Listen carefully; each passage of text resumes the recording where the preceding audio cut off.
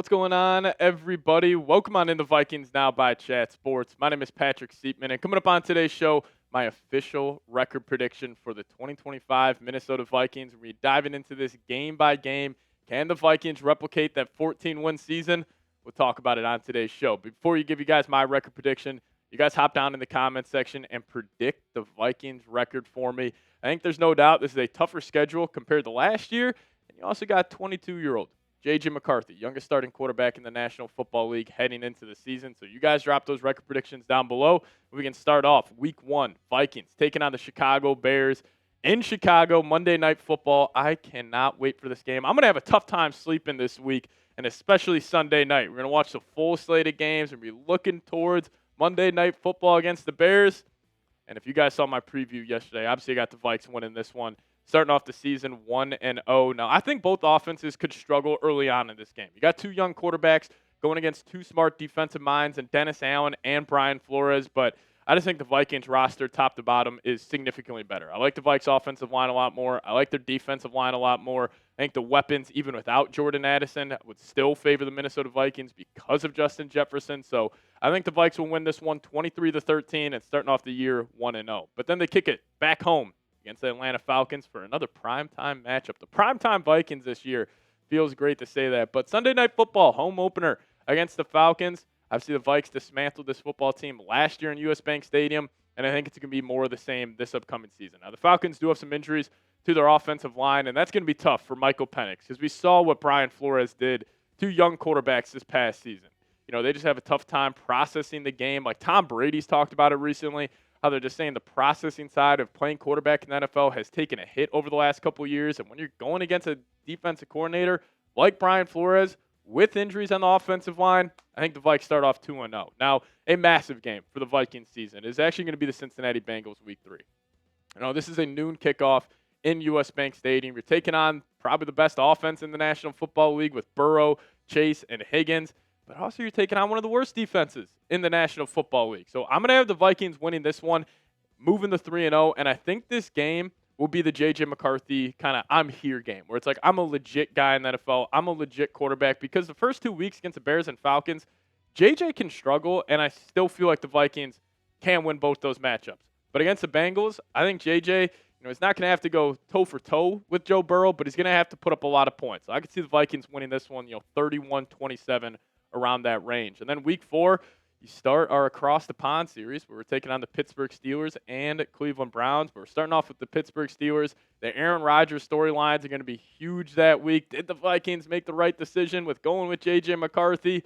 I think they did, and that's why I got them moving to 4-0 on the season. I think the Steelers got an incredibly high floor this year. Obviously with Mike Tomlin, that defense, and Aaron Rodgers is still a solid-ish NFL starting quarterback, probably around 20th in the league, but I think their ceiling is incredibly capped off, and I think the Vikings' ceiling is through the roof. So I got them moving to 4-0, handling their business against the Steelers, and then you got week 5. You're staying across the pond against the Cleveland Browns, and if I'm a Browns fan, I am hoping Joe Flacco is the starting quarterback, because if this is Dylan Gabriel, if this is Shedeur Sanders, and you're taking on Brian Flores and this Vikings front 7, they're going to be seeing ghosts the entire game. And plus, I do think the Vikings having a huge advantage over the Browns, where they are taking them on their second week across the pond. So they're already over there. There's no real travel, jet lag going on with this football team. So I got the Vikes moving to 5-0, starting off the season just like they did this past year, a 5-0 start. Now, obviously last season when you start off 5-0, you're playing like the Texans, the Niners, the Packers, so it was a tougher schedule. But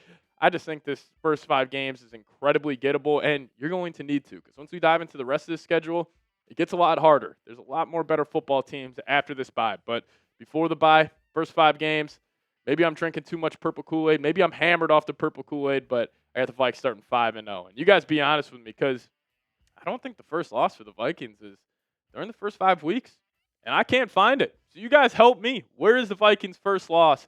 Drop that team name down below in the comments section. Now we'll dive into the rest of the schedule here in a second, but today's episode of Vikings Now by Chat Sports is brought to you guys by Prize Picks. And the football season is just around the corner, but college football is underway. So don't miss any of the action this season on Prize Picks. If you guys download the Prize Picks app today, Plug in that promo code CLNS will hook you guys up with $50 in lineups after you play your first $5 lineup. And Prize Picks is simple to play. All you got to do is pick more or less on 2 to 6 player stat projections, and if you get your picks right, you get cash in and win up to 2,000 times your money. Prize Picks is also the best way to get action on sports in more than 40 states, including California, Texas, Florida, and Georgia. And Prize Picks puts their members first, so all withdrawals are fast, safe, and secure. Prize Picks offers Venmo, Apple Pay, MasterCard, and more for quick and easy deposits into your account this football season. Now, speaking about week 1 of the football season, got the Dallas Cowboys without Micah Parsons taking on the Philadelphia Eagles, and they got a free winner for you guys. We're one Dak Prescott passing yard. We get you guys one win on Prize Picks, so make sure you guys include that into all of your lineups leading up to the event. And if you guys download the Prize Picks app today, plug in that promo code CLNS, you guys will get $50 in lineups after you play your first $5 lineup. That's code CLNS to get $50 in lineups after you play your first $5 lineup. A massive shout out to Prize Picks for sponsoring today's edition of Vikings Now by Chat Sports. Prize Picks, run your game. All right, hypothetically, if the Vikings are 5-0 here, vibes are high. We're all feeling great. We got that Week 6 bye. It is going to feel so similar to the Week 7 matchup that we had last season against the Detroit Lions, but this time you're taking on the Super Bowl champs in your building, and I think this is going to be a tough loss for the Vikings. Obviously, the Eagles, I still think top to bottom, a better roster than the Vikes. Obviously, Jalen Hurts better than J.J. McCarthy at this point, and I think the Eagles, rightfully so, they should be the heavy favorite in the NFC. Even just talking to other people, it's tough to find like a dark horse that can compete with them, but they're still loaded. Maybe their defense takes a step back, but this is just going to be a tough matchup for the Vikings. This is going to be huge for the Vikes in terms of how they are in the trenches, because we know Kevin O'Connell on the outside with the weapons. You can go toe for toe with just about anybody, but in the trenches against the Eagles defensive line, offensive line, it could be a good litmus test for this ball club. But I got them dropping this one, and then you got a short week, Week 8. Just like last year, I'm just putting this together. Vikings last year start 5-0. You get the Lions at home. Now you get the Eagles at home. And then Week 8 last year, we took on the Los Angeles Rams on Thursday night in L.A., and the same thing is going to happen this year against the Chargers. But I think the Vikings are going to win this game.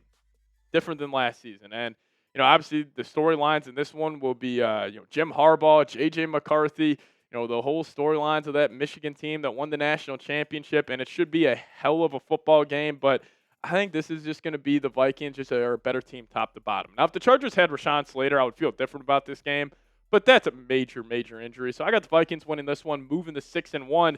Then you got another tough matchup. Now, you do have the mini bye leading into this Week 9 matchup against the Detroit Lions, but we could just call it like it is. The one team that has owned the Vikings over the last 2 seasons has been the Detroit Lions. I mean, the Vikings lost to 2 teams the entire year last year, that being the Lions and the Rams. And I think they're going to drop this first matchup to the Detroit Lions, moving to 6-2. Now, clearly everything the Vikings have done this offseason has to been to beat the Detroit Lions. You got better in the trenches. You're trying to make yourself a better running football team, which you haven't been the last 2 years under Kevin O'Connell. But I still think the Lions are just a better team. Like, their personnel is ridiculous. And honestly, I think defensively the Lions are one of the most underrated groups in the NFL. They got a fantastic secondary with Hutchinson coming back and Lee McNeil back on that defensive line. They are a hell of a football team still. So I got them dropping to 6-2, and then the schedule keeps on getting harder. Then you got the Baltimore Ravens at home, a battle of the purple teams here in U.S. Bank Stadium. This is going to be an unreal matchup. Noon, U.S. Bank Stadium, taking on Lamar Jackson. And obviously I'd love for the Vikings to win this game, but I do think they're going to drop this one. I think this is going to be a Lamar Jackson show because, even if Flores is showing all those exotic blitzes and, you could have somebody come home free, but Lamar could just make a guy miss and make you pay over the top. His year last year was fantastic. One of the best regular season players we have ever seen in the NFL. So I think the Vikings go on a little skid here post-bye. Starting off 5-1 or 5-0, then you go 1-3 over your next 4 games. But then you got a bounce-back opportunity in Week 11 versus Chicago Bears at home. Again, Caleb, he struggled against the Vikings in U.S. Bank Stadium last year on Monday night. And I think it's going to be more of the same this season. So I got the Vikes beating the Bears, moving to 7-3. Now, this is going to be a massive game because the Vikes are 6-3 at the time heading in this one. If you drop 4 or 5, this is going to be a high sense of urgency game for this football team. So I got them moving to 7-3. and then the division games start flowing in. You're in Green Bay, in Lambeau Field, taking on the new-look Green Bay Packers with Micah Parsons. Thank you, Jerry Jones, for doing that. Obviously being sarcastic. But, I think the Packers are a good football team. I thought the Micah Parsons move was fantastic for him. And even though the Vikings handled the Packers twice last season, I think they're going to drop this one. This is going to be a huge game for Green Bay because they view themselves as Super Bowl contenders. We know the Vikings, they view themselves as that as well. But this is going to be a physical NFC North game, still the best division in football. So I have the Vikings dropping that one and moving to 7-4. But then we got the Sam Darnold revenge game. I mean, look at this 5 stretch of games here. And that's also the 2 games before this against the Eagles and Chargers. Then you got these 5 games coming up, but you're back in Seattle. I mean, what is this, the 7th year in a row when the Vikings take on the Seahawks? It's always in Seattle. We can never take on the 12s at home, and this is a Sam Darnold revenge game. But more importantly, I think this is a Kevin O'Connell, I'm going to prove myself game. So I'm going to have the Vikings winning this one, moving to 8-4. I know KOC is going to be motivated in this matchup to be like, hey, all that success, number 14, Sam Darnold had last season, that was because of me. That was because of myself and Justin Jefferson and these weapons. So I got the Vikings winning this one and moving to 8-4. But then you got another tough game against an NFC contender, a team that views themselves as a Super Bowl contender, the Washington Commanders. Now, I think the Commanders are in a similar spot as the Vikings where, people view them as, a dark horse Super Bowl team. Obviously comes down if Jaden Daniels is going to take that massive step and continue building on what he did this past season. But I just think the roster's top to bottom, it's frankly not close. Like the Vikings' defensive talent is better than the Commanders. Their offensive talent is better than Commanders. It's just going to come down to the quarterback position. Now, if the Vikings took on Washington, let's just say week 4, week 5, where JJ is still very young, learning the NFL lifestyle, maybe I'll pick the Commanders. But in this one, at home, I got to go with the Vikings. With the crowd noise, on top of that Vikings defense, going against Jaden Daniels, I'm guessing Flores will have a great game plan versus Cliff Kingsbury in that one. So I got the Vikes moving to 9-4. And then you're taking on another NFC East team, Dallas Cowboys, Sunday Night Football. That's going to be an unreal game. Can't wait for that one, too, especially here at Chat Sports Studios in Dallas. Can't wait to be rocking my purple all throughout the city during that week. But with the Cowboys trading Micah Parsons, I think this is going to be an easy win for the Vikings. Now, I think they'll move to 10-4 here.